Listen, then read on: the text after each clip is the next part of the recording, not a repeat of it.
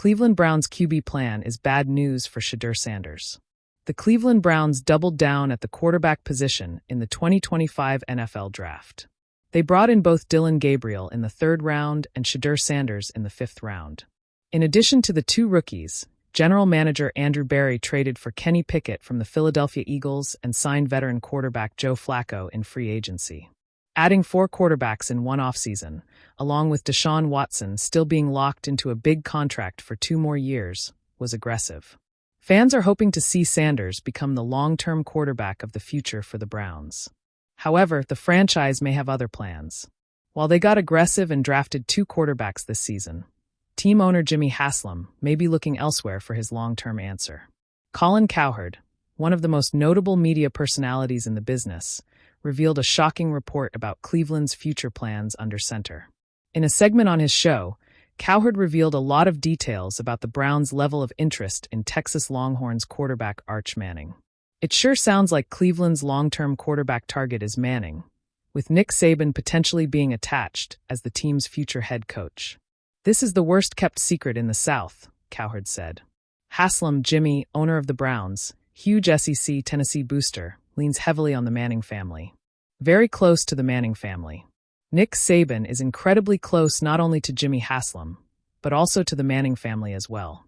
So, Saban, if he could land, I'm told, a top quarterback, like Harbaugh going to the Chargers for Justin Herbert, he would take a phone call from the NFL. This is not a conspiracy theory. Making a move to pair Manning and Saban would be a huge change of course for the Browns. Obviously, this would also be the end of Sanders being a potential long-term option in Cleveland. There is no telling whether or not Manning will even declare himself eligible for the 2026 NFL Draft. He could choose to stick around in college and keep playing for Texas. However, if the Browns and Haslam are already sold on Manning, they might find a way to make that happen.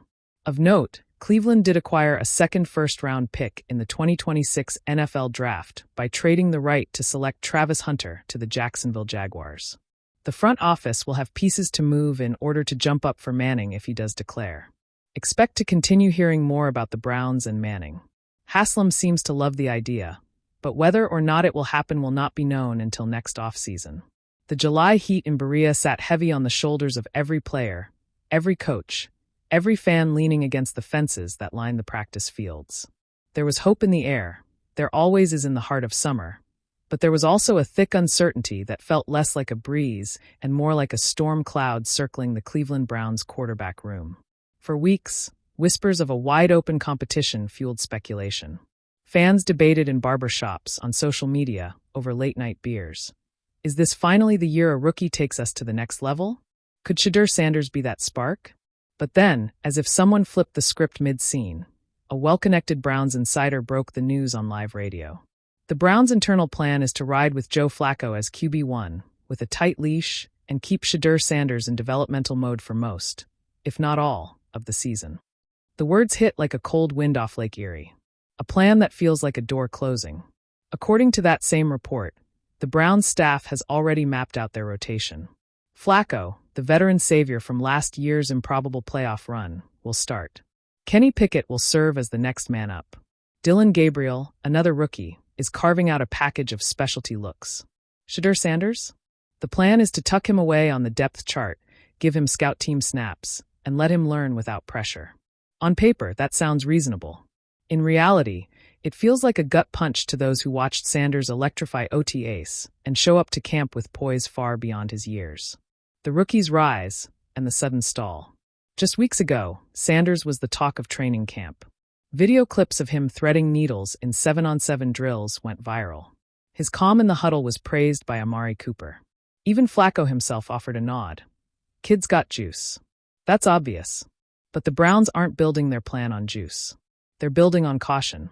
Stefanski's staff is haunted by past experiments, throwing rookies into the fire before they're ready, burning years of potential. Patience, Stefanski said when pressed about Sanders' reps.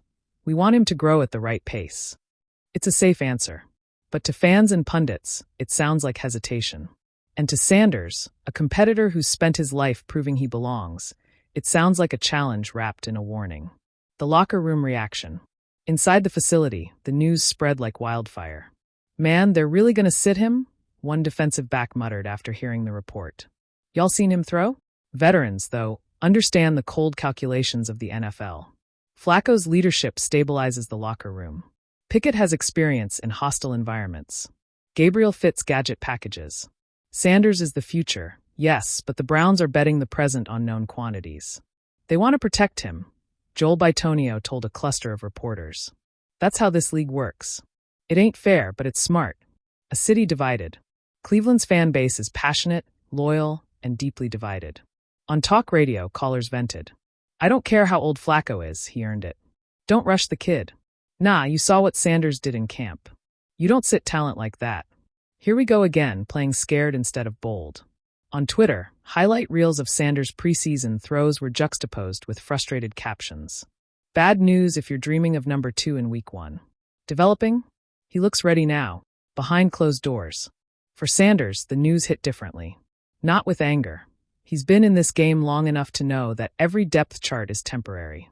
But late at night, in his playbook-filled apartment near the facility, he thought about every rep he'd earned, every cheer from the fans, every nod from a veteran.